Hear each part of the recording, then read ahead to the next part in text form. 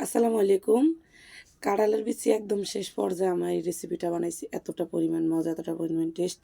এটা দেখেই মনে হচ্ছে না যে এটা কাঁঠালের বিচি দিয়ে রান্না করা হইছে। গরম ভাতের সাথে এতটা পরিমাণ মজা কাঁঠালের বিচি দিয়ে এই রান্না করাটা। খুবই ইজিভাবে রান্না করছি। এখানে চলেন দেখাই কিভাবে রান্না করছি। চুলাতে প্রথমে কড়াই বসাই দিয়ে এখানে বেশ কিছুটা পরিমাণ তেল দিছি। তেলটা গরম হইছে আর এখানে পেঁয়াজ আর কাঁচামরিচ দিয়ে দিছি। তার সাথে এখানে হলো আদা বাটা, রসুন বাটা দিয়েছি, দিয়ে খুব সুন্দর করে লাড়াচাড়া করে এখানে হলো পরিমাণ মতো লবণ দিছি। লবণটা খুব সুন্দর করে লাড়াচাড়া করে নিচে করে দেওয়ার পরে এখানে কিছু লোট্টাশুঁটি খুব সুন্দর করে ধুয়ে আমি এখানে এই সুজিগুলোর আমি এর আগে তেল ছাড়া একটু হালকা টাইলা নিয়েছি। টাইলা তো গরম পানি দিয়ে ধুইছি।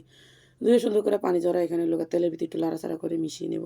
একটু হালকা ভাজা হইলে এখানে দিয়ে দেবো পরিমাণ মতো হলুদের গুঁড়া, বেশ কিছুটা পরিমাণ মরিচের গুঁড়া, হালকা একটু গরম মশলার গুঁড়া দিয়ে খুব সুন্দর করে লাড়াচাড়া করে একদম ভালো করে কষিয়ে নেব মশলাটা কষানো হয়ে গেলে এরপর যে এখানে আমি দিয়ে দেবো কাঁঠালের বিচি। আগে আমি সুন্দর করে ধুয়ে উপরে যে লাল যে অংশটা এটা খুব সুন্দর করে ফালা চার পিস করে নিছি। দিয়ে খুব সুন্দর করে মিশিয়ে নিব। আর এখানে আমি 2টা রসুন কোয়া ছাড়িয়ে নিছি। এই রসুন অবশ্যই দিবেন, এইভাবে রসুন দিলে খেতে খুবই ভালো লাগে। দিয়ে খুব সুন্দর করে আমি মশলার সাথে খুব ভালোভাবে এটাকে কষিয়ে নিব।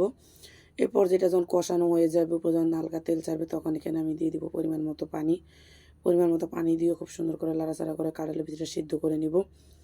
এমনভাবে জল দিতে হবে যে কাঁঠালের বিচিটা সিদ্ধ হয় এই অনুযায়ী। যখন এক পর্যায়ে সিদ্ধ হয়ে যাবে তখন এখানে আমি আমাদের গাছের আমার হাতের 1 মুঠা আমি পুঁই শাক দিয়ে দিব। পুঁই শাকটা বড় বড় করে রাখবো, মাঝখানে শুধু একটা ফালি করব, করে দিয়ে দিব। দিয়ে ভালো করে রান্না করে শুধু জলটা শুকিয়ে রেখে একদম ভাজা ভাজা করে নেব।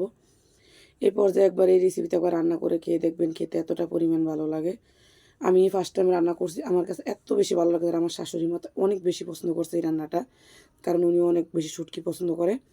দেখেন লুকটা কতটা সুন্দর আসছে রান্নার। আমার রেসিপিগুলো ভালো লাগে অবশ্যই লাইক শেয়ার কমেন্ট করবেন, আমার পেজটা ফলো দিয়ে দিবেন।